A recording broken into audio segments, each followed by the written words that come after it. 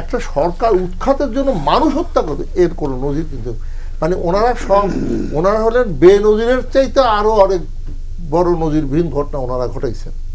সুতরাং ওনারা যে কথাটা বলতে চাচ্ছেন যে আমরা পার্মানেন্ট ক্ষমতায় থাকতে চাই, কোনো দল পার্মানেন্ট ক্ষমতায় থাকতে পারে না। শেখ হাসিনা নিজেও জানেন যে তিনি পার্মানেন্ট আজীবন তিনি বা তার জীবদ্দশায় সব সময় তিনি ক্ষমতায় থাকবেন, এইটাও উনি মনে করেন না। শুধু বিরোধী দল নয়, এখন ডক্টর ইউনূসও বলছেন একমাত্র দল। আমি যেটা মনে করি, কংগ্রেস তো খুব খারাপ অবস্থায় পড়ে গেছিল। কংগ্রেস নির্বাচন করে আজকে জনগণ তাকে একটা জায়গায় নিয়ে আসছে এবং আমার ধারণা আগামীবার কংগ্রেস ক্ষমতায় চলে আসতে পারে। বামফ্রন্টের মতো 32-34 বছর তারা ক্ষমতা থাকার পরে মমতা ব্যানার্জি তাদেরকে পরাজিত করেছে। আজকে মমতা ব্যানার্জি এই লোকসভা নির্বাচনে 49টি আসনের মধ্যে 33টি আসন সে পেয়েছে। তাহলে পরে সে জনগণের সঙ্গে এখন আছে। ওনারা কি জনগণের সঙ্গে কতটুকু আছে প্রশ্ন হলো সেটা। যেই জনগণকে পুড়িয়ে হত্যা করতে পারে সেই জনগণ ওনাদের সঙ্গে থাকে। আইনের শাসন ওনাদের সময় কি ছিল, জাতীয় পার্টির সময় কি ছিল, আমাদের সময় কি আছে, এইটা ব্যাখ্যা দিয়ে আর বোঝানোর দরকার নেই। বাংলাদেশের মানুষ আমরা জানি।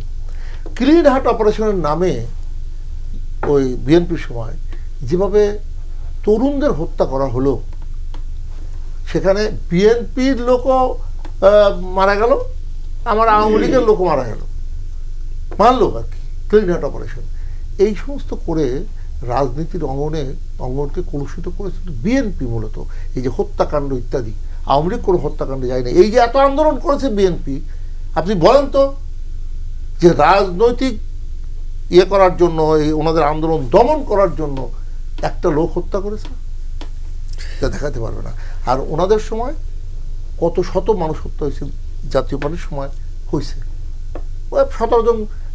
মানে আপনার এই যে শ্রমিক, বস্ত্রকল শ্রমিকদের আপনার আন্দোলন দমন করার জন্য ওনারা 17 জন শ্রমিককে হত্যা। ডক্টর ইউনূসের মন্তব্যের ডক্টর ইউনূসের ব্যাপারে, সে একজন আপনার নোবেল পুরস্কার প্রাপ্ত মানুষ, খুব সম্মানিত মানুষ, এটা যেমন সত্য, এইটাও সত্য উনি এই গ্রামীণ ইয়েতে থাকতেই হবে অবৈধভাবে, এই মানসিকতাটাও কিন্তু তার সঠিক নয়, এটাও সত্য। তাকে তিনি যেটা করেছেন কর্মচারীদের বেতন বা তাদের যে পাওনা সেটা উনি দেননি। সেইখানে যে মামলা, সেটা তো দুর্নীতি হতেই পারে এবং সেটা নিয়ে আজকে কোর্টে মামলা করবে। মাননীয় প্রধানমন্ত্রী কি বলেছেন, বিদেশি নোবেল পুরস্কার প্রাপ্ত যারা কথা বলেছে তাদের বলেছে আপনারা আসেন, দেখেন, যদি বিচার ব্যবস্থা কোনো ত্রুটি হয় সেটা বলেন আমাদের। সেটা তো মাননীয় প্রধানমন্ত্রী শেখ হাসিনা বলেই দিয়েছেন। সুতরাং এইটা মনে করার কোনো কারণ নাই শেখ হাসিনা উদ্দেশ্যমূলকভাবে আপনার একজন নোবেল পুরস্কার প্রাপ্ত মানুষকে উদ্দেশ্য প্রণোদিত হয়ে ওনাকে হ্যারাস করার জন্য এই কাজটা করেছেন, ঠিক না।